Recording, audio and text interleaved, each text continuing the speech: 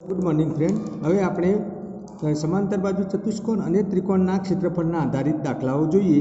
તેમાં તમારું ઉદાહરણ નંબર 6 શું છે? આકૃતિ દોરીને આપેલ છે એક સમાંતર બાજુ ચતુષ્કોણની એક બાજુ અને તેની અનુરૂપ ઊંચાઈ અનુક્રમે 4 સેમી ને 3 સેમી। અહીંયા અનુક્રમે 4 સેમી છે એટલે પહેલી બાજુ આવે। શું આવે?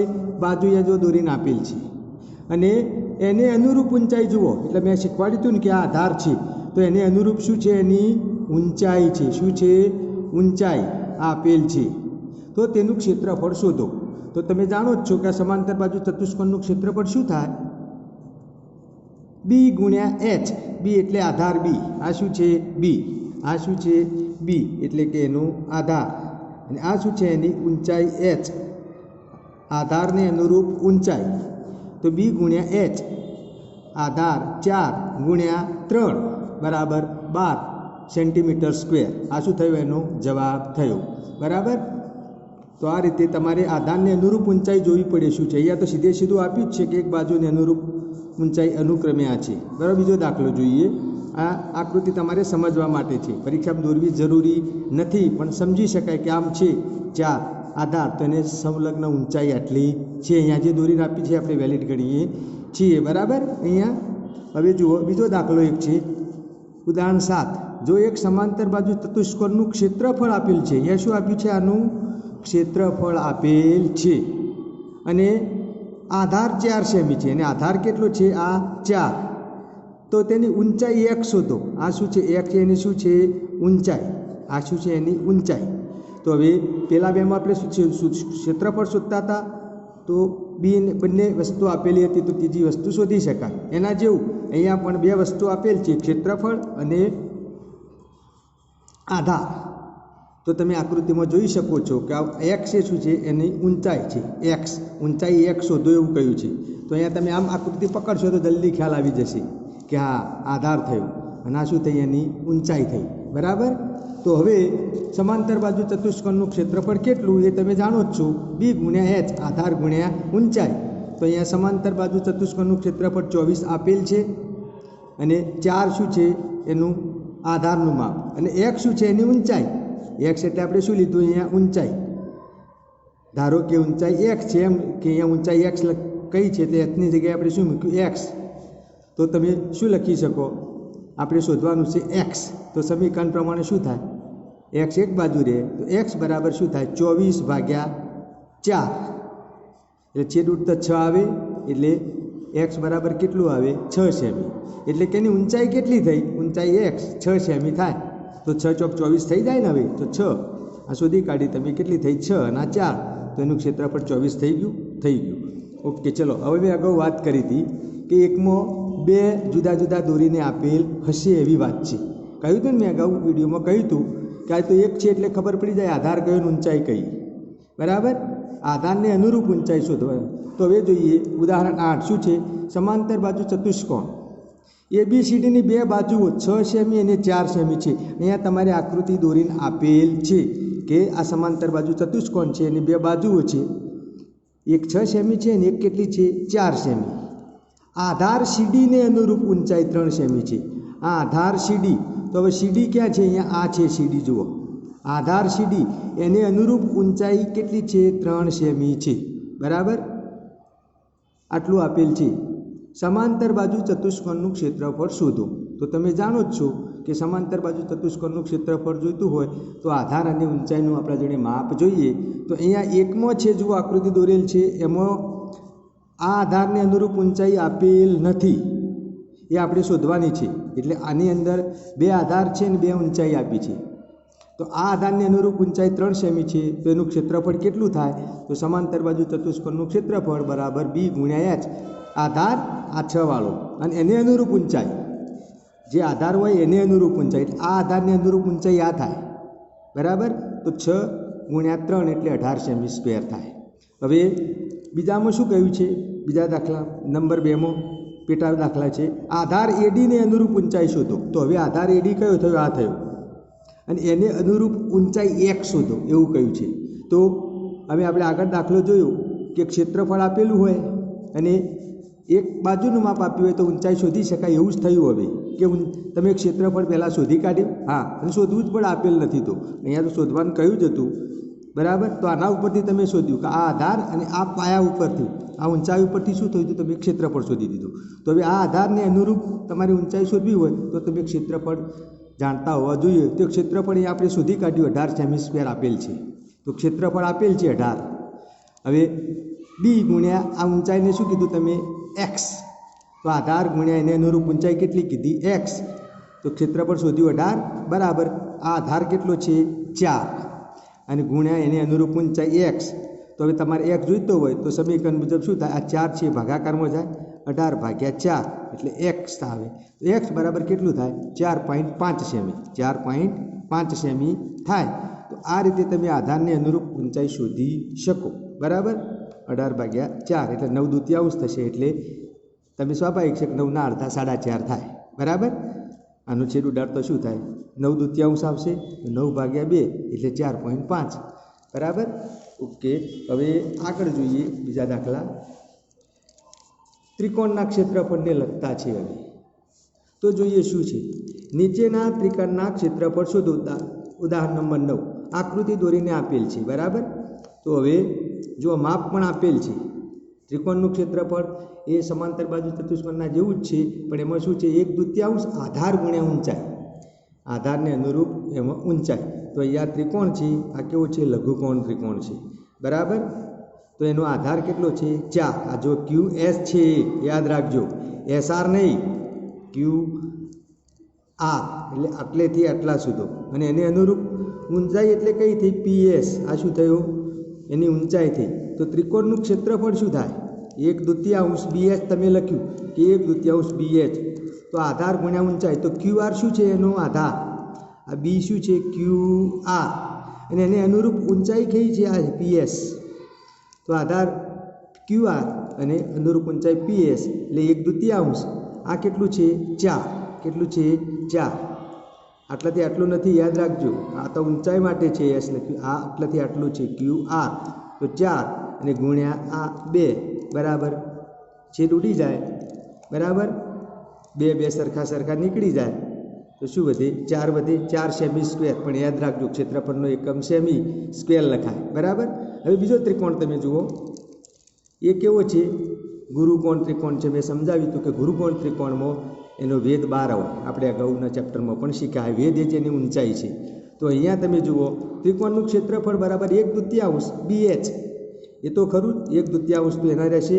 હવે એનું આધાર કયો થાય? આધાર આ કહેવાય, જુઓ MN. અને ગુરુકોણ ત્રિકોણ હોય તો એનો વેદ 12 મળે. તમને ખબર છે, આપણે સમજાવ્યું. એટલે તૂટક રેખાથી દર્શાવેલ છે. એટલે MN. અને આ એની થઈ ઊંચાઈ થઈ, એનો વેદ LO. કેટલું છે? માપ આપેલ છે દોરી 2 સેમી. અને આ કેટલું છે? 3 સેમી. તો 1/2 3 ગુણ્યા 2 એટલે સરખા 2 નીકળી જાય તો શું થાય? 3 સેન્ટીમીટર સ્ક્વેર. આ એનો જવાબ થઈ જાય. ઓકે. હવે આગળ ઉદાહરણ 10 જોઈએ. એમાં શું છે? ત્રિકોણ ABCનું ક્ષેત્રફળ આકૃતિ દોરીને આપેલ છે. સમજવા માટે આપણે જુઓ 36 સેમી સ્ક્વેર આપેલ છે. કોનું? ત્રિકોણનું ક્ષેત્રફળ યાદ રાખજો. અને ઊંચાઈ AD. આ શું છે? ગુરુકોણ ત્રિકોણ છે. એટલે આપણે વાત કરી હતી ને કે વેદ આ રીતે દોરી શકાય, એટલે એની ઊંચાઈ કહેવાય. ઊંચાઈ AD 3 સેમી છે. અહીંયા ડી છાપવાનું ભૂલી ગયા છે. તો ઊંચાઈ AD છે એ કેટલી છે? 3 સેમી છે. તો BC શોધો. આ BC એટલે કે આધાર, એનો પાયાનું માપ શોધો. BC શોધો. તો ઊંચાઈ આપણે લખી, ઊંચાઈ એટલે H 3 સેમી. અને આ BD એ શું છે? BC એનું શું છે? પાયો છે, આધાર. તો BC શોધો એવું કહ્યું છે. તો હવે તમે જાણો છો કે ત્રિકોણનું ક્ષેત્રફળ બરાબર 1/2 B ગુણ્યા H. એમાં ક્ષેત્રફળ આપી દીધેલ છે અને ઊંચાઈ આપેલ છે. એટલે તમે, અને 2 તો જાણીતા જ છે. 1/2 એટલે 2 જાણીતા કહેવાય. 1/2 અને એક માપ શોધવાનું છે BC, પાયાનું માપ BC. તો આ શોધવું તમે શું કરી શકો? ત્રિકોણનું ક્ષેત્રફળ બરાબર 1/2 B ગુણ્યા H. તો એમાં 1/2 ત્રિકોણનું ક્ષેત્રફળ કેટલું છે? 36 આપી દીધેલ છે. જુઓ 36 સેમી આપી દીધેલ છે. 1/2 અને ગુણ્યા B અને H. B આપણે શોધવાનું છે. B એટલે આધાર. BC એટલે શું કહેવાય? એનો પાયો, આધાર, બેઝ. અને ગુણ્યા 3 તો સેમી આપેલ જ છે ઊંચાઈ, તો બી બરાબર શું થાય? એમાં 36 હતા, આ બે આ બાજુ જાય એટલે ગુણાકારમાં જાય એટલે 36 ગુણ્યા 2 થયા, અને 3 ગુણાકારમાં છે તો શેમાં આવે? ભાગાકારમાં આવે. તો તમે છેદ ઉડાડો તો શું થાય?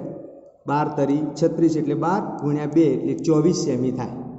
24 સેમી થાય. આ શું થયું? એનું બીસીનું માપ, બીસી જે આપણે શોધ્યું હતું, તો બીસી બરાબર 24 સેમી થાય. હવે આગળ નેક્સ્ટ દાખલો જોઈએ. જો ત્રિકોણ PQRમાં ત્રિકોણ PQR આકૃતિ દોરીને આપેલી જ છે. પી જો ક્યુ અને આરમાં PR બરાબર 8 સેમી, PR આ મેં અહીંયા જો દર્શાવેલ છે, અહીંયા PR, આ PR બરાબર 8 સેમી આપેલ છે, અને QR 4 સેમી, અને QR આ જુઓ આટલેથી આટલા સુધી 4 સેમી છે, અને PL 5 સેમી, PL 5 સેમી. એટલે આ ગુરુકોણ ત્રિકોણ છે એનું માપ આપેલ છે, અને આ પાછું આ થાય એમાં પણ માપ આપેલું છે, આનું એ પણ આ શિરોબિંદુ ઉપરથી આપેલ છે, અને આ શિરોબિંદુ ઉપરથી આપેલ છે. તો હવે જોઈએ ત્રિકોણ PQRનું ક્ષેત્રફળ શોધવાનું કહ્યું છે. પહેલું આપણને કે ત્રિકોણ PQRનું ક્ષેત્રફળ શોધો, બરાબર.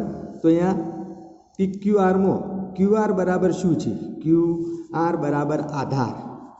આપણે PQRનું શોધતા હોય તો એને અનુરૂપ ઊંચાઈ પણ આપેલી હોવી જોઈએ ને. તો આ ગુરુકોણ ત્રિકોણ છે એટલે 12 મળે છે. QR આધાર એનો શું છે? QR 4 સેમી, અને PL એની શું છે? ઊંચાઈ છે. તો ત્રિકોણનું ક્ષેત્રફળ બરાબર 1/2 B ગુણ્યા H, આધાર ગુણ્યા ઊંચાઈ 1/2, અને આ કેટલા છે? આધાર એને 4, અને એને અનુરૂપ ઊંચાઈ, આ આધારને અનુરૂપ ઊંચાઈ અહીંયા છે જુઓ, તો કેટલા થયા? 5. તો 2 ઉડી જાય તો 2 × 5 = 10 સેન્ટીમીટર સ્ક્વેર.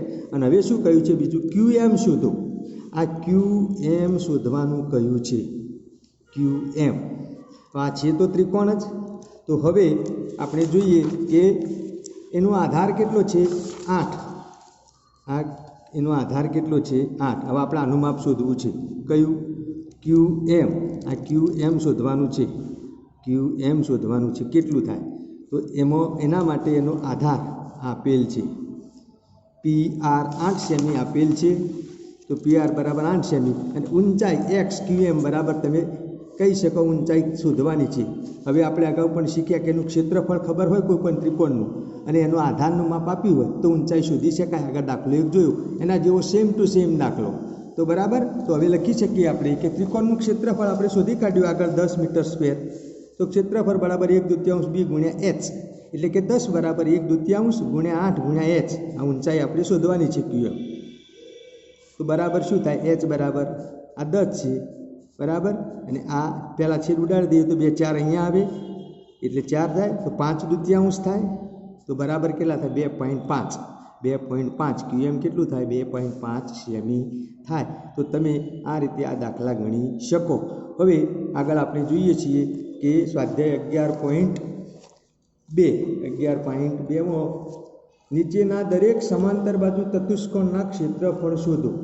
અહીંયા ચતુષ્કોણના ક્ષેત્રફળ શોધવાનું કહ્યું છે, બરાબર. દરેક સમાંતર બાજુ ચતુષ્કોણના આકૃતિ દોરીને આપેલ છે. આપણે સમજીએ શું છે. સહેલો દાખલા છે. આ બધામાં દરેકમાં શું છે? એક ઊંચાઈ આપેલ છે. તો સમજી લઈએ. આ શું છે? આ સમાંતર બાજુ ચતુષ્કોણનો પાયો, અને આ શું છે? એને અનુરૂપ ઊંચાઈ. એને અનુરૂપ ઊંચાઈ તો તમે લખી શકો સમાંતર બાજુ ચતુષ્કોણનું ક્ષેત્રફળ બરાબર B ગુણ્યા H. તો B બરાબર કેટલા છે? 7, H બરાબર 4, તો 7 ચોક 28 સેન્ટીમીટર સ્ક્વેર. હવે અહીંયા બીજી આકૃતિમાં આપણે જે છે એનું જ કહ્યું છે, બરાબર. સમાંતર બાજુ ચતુષ્કોણ જ છે.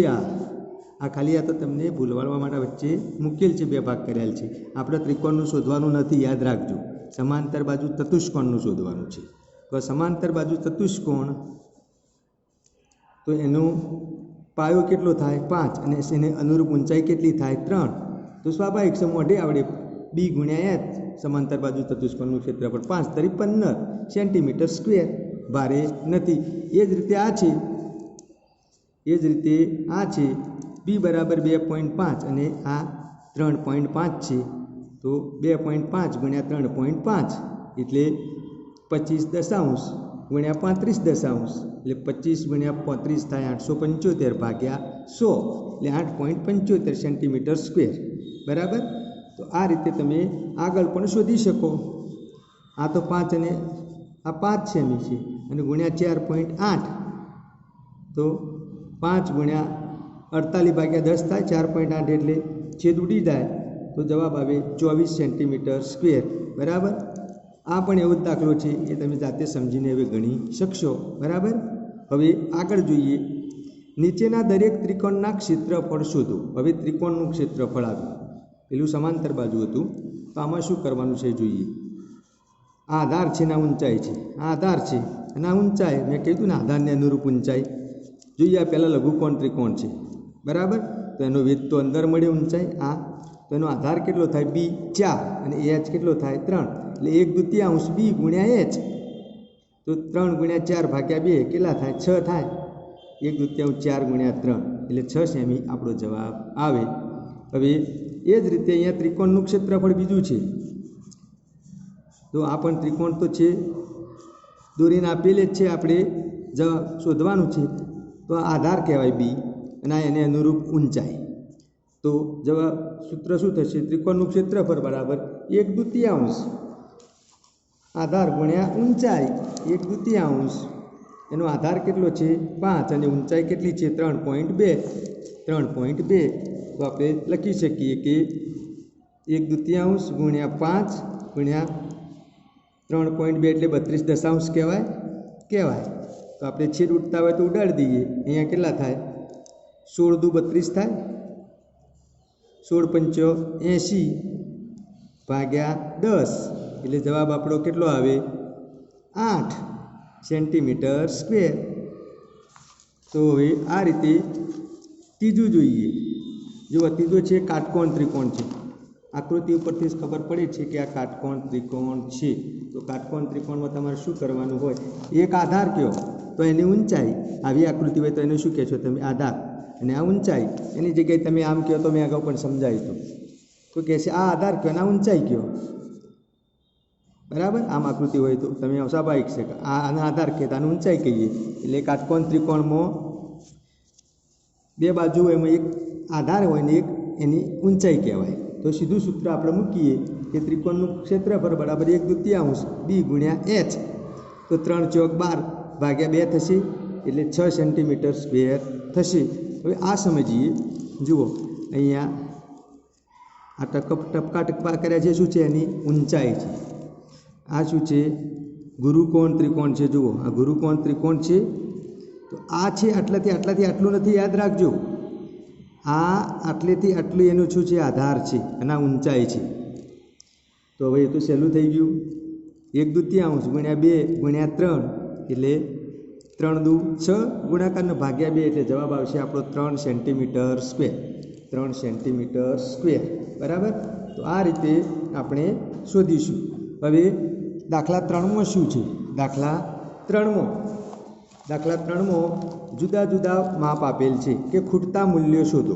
અગાઉ પણ મેં વાત કરી કે સમાંતર બાજુ ચતુષ્કોણ, આ ક્ષેત્રફળનું સૂત્ર હતું બી ગુણ્યા એચ, તો અહીંયા 3 વસ્તુઓ છે એમાંથી 2 આપેલી હોય, કેમ કે સમાંતર બાજુ ચતુષ્કોણનું ક્ષેત્રફળ બરાબર બી ગુણ્યા એચ થાય, એટલે ક્ષેત્રફળ શોધવું હોય તો બી અને એચ આપેલા હોવા જોઈએ, અથવા તો આધાર આપી હોય અને ક્ષેત્રફળ આપ્યું હોય તો ઊંચાઈ શોધી શકો, અને ઊંચાઈ આપી હોય અને ક્ષેત્રફળ આપ્યું હોય તો 3માંથી 2 તમને આપેલા હોવા જોઈએ। એવા જ દાખલા છે, બીજા કોઈ ભારે નથી।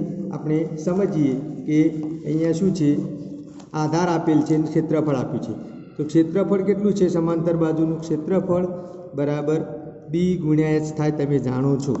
તો હવે બી ગુણ્યા એચ પહેલો દાખલો લઈએ છીએ સમજવા માટે કે ક્ષેત્રફળ કેટલું આપ્યું છે એનું 246 આપેલ છે, અને બી એટલે આધાર 20 છે, તો એચ તમે શોધી શકો, હા શોધી શકાય। તો એચ બરાબર શું થાય 246 ભાગ્યા 20 એટલે છેદ ઉડતા કેટલા થાય 10×2 20 અને 246 એટલે 123 થાય, 23×2 46 એટલે 123, તો તો 123 ભાગ્યા 10 એટલે કેટલા થાય? 12.3 સેમી. આ રીતે બધા દાખલા તમારે ગણવાના છે. આવી રીતના એક સમજ મેં આપી, બાકીના તમારે લેસનમાં ગણવાના છે કે આ રીતે ગણાય. સૂત્ર જ વાપરવાનું છે ને એક જે જોઈતું હોય એ એક બાજુ કરવાનું છે. બરાબર? તો હવે જોઈએ. હવે આ દાખલામાં શું છે? એના જેવું જ છે. અહીંયા બી શોધવાનો છે, એને જ આપી છે. તો અહીંયા એ રીતે ઊંચાઈ શોધવાની છે. બરાબર? એટલે આ રીતે તમે શોધી શકો. એટલે આ દાખલા તમારે લેસનમાં કરવાના રહેશે. હવે દાખલા નંબર 4 શું છે? દાખલા નંબર 4. તો દાખલા નંબર 4માં શું છે? અહીંયા આધાર છે, ઊંચાઈ છે, શું છે? ત્રિકોણનું ક્ષેત્રફળ છે. હવે પેલું સમાંતર બાજુ હતું તો એનું સૂત્ર હતું જે બી ગુણ્યા એચ. આ ત્રિકોણ હશે તો 1/2 બી ગુણ્યા એચ થશે.